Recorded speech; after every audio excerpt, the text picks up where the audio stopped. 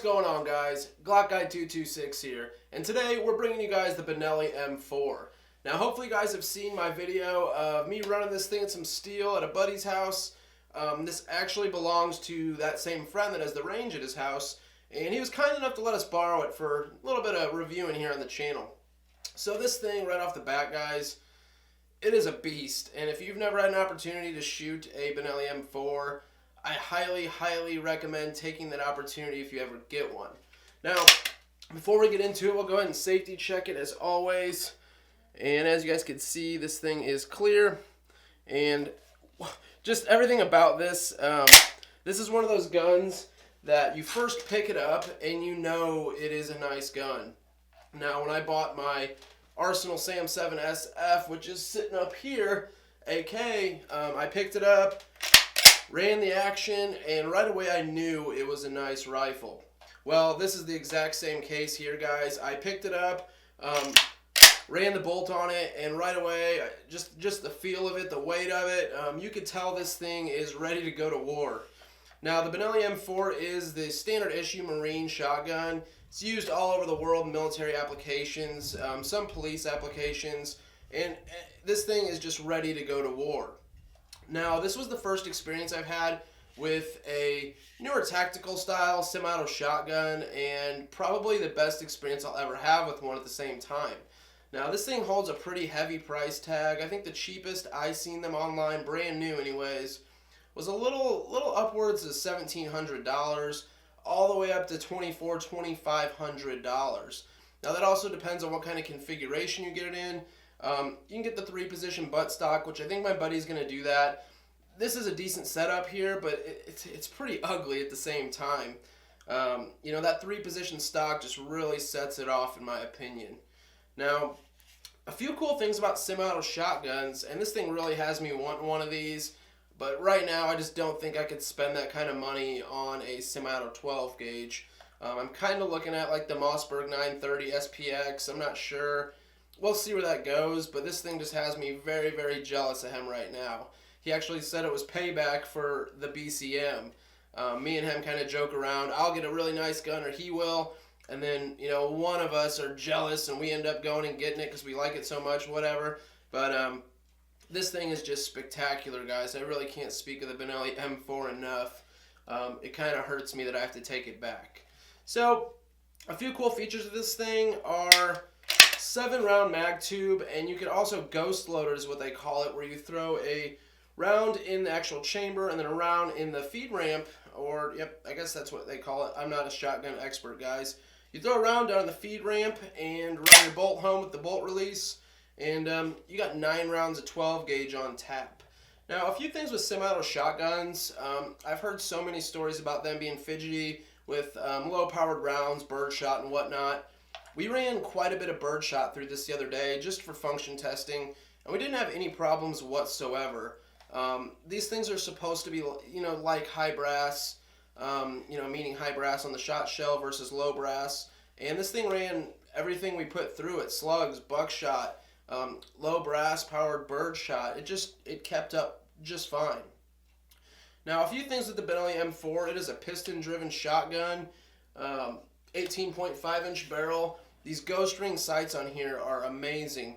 I ran these ghost ring sights, or, you know, the M4 in general, and then I shot over to my Mossberg 500, and I was just like, man, this thing seems like a toy compared to that. Now, there's a really big debate that's always out there, pump action shotguns versus semi-auto shotguns. And I actually have my 500 sitting right here. This is my 500. Hopefully you guys have seen some videos on it. I got the Magpul furniture on it, and it's a very nice pump action shotgun. The length of it, I really do like this setup particularly, but people get into the semi-auto versus pump action shotgun dispute all the time, and you know, they both shine in their own areas. With semi-auto shotguns, you're going to be able to shoot really fast. It's an overall reliable package. You really can't complain with the semi-autos. Some of the only downsides that I do here, you know, of course, they're fidgety on ammo. But, you know, we ran quite a bit of low-powered rounds through this without a problem. So, you know, it all depends on your personal semi-auto shotgun and the experiences you've had. Now, a semi-auto shotgun is also going to be a lot easier just to hand to somebody, and they're going to be able to know how to run it versus a pump. A lot of people know about pump shotguns, obviously, and know how to operate them, but at the same time, it's kind of a lot to take in for a new shooter. They can short stroke it and knock it around chambered. Recoil is going to be a little bit heavier with a pump shotgun also. Now, with a pump shotgun, you're just not going to beat that, you know, reliability. It's going to eat whatever you put in it. They're both reliable systems, guys. I really can't say I favor one or the other. I kind of look at them as, you know, they're each their own beast. They each serve their own purpose. You really can't go wrong whether you want a pump or a semi-auto. So I figured, you know, this is a decent pump setup. Yeah, I'd like to have a 590A1. This gets the job done, though. But I really do need a semi-auto shotgun in my collection as well. So we've been thinking about running some 3-gun stuff, me and my buddy. And he said, you know, I could run the Benelli M4 if we start doing that, which is totally going to spoil me. And I know I'll probably break down sometime and end up buying one of these in the future, which won't be a bad purchase. They are absolutely amazing shotguns.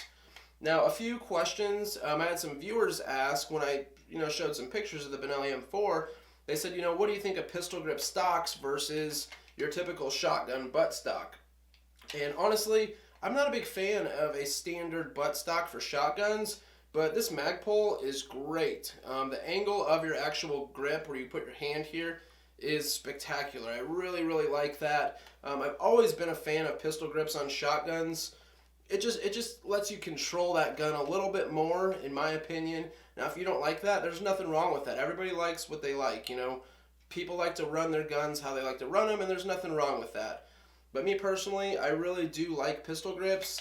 But I don't know, this Magpul stock really did kick it up a notch with keeping that original shotgun look, but at the same time, the angle of grip they put on there and the overall comfortability of it is just great. So these are just a few things I wanted to go over tonight, guys. The Benelli M4, you really can't, you know, speak too badly about the Benelli M4, and I don't think you'll ever find somebody that will. Besides the price point, it's not a gun that everybody's going to have. It is a very, very expensive shotgun. You know, you see ARs all the time out there for, you know, roughly around this price, and that's not very uncommon. But for a semi-auto shotgun, or a shotgun in general, you know, without getting into some of the older collector model shotguns, this thing holds a very heavy price tag. But once again, if you want the best of the best, this is definitely where it's at. So if you guys have any further questions, please let me know. Like I said, I'm not a shotgun expert, guys. I just thought I'd go over a little bit of what I do know about the Benelli M4. If you guys have any further information about it, please leave it down in the comments below. I'd really appreciate that. Please like this video. Sub to the channel if you haven't already, guys. Have a good night.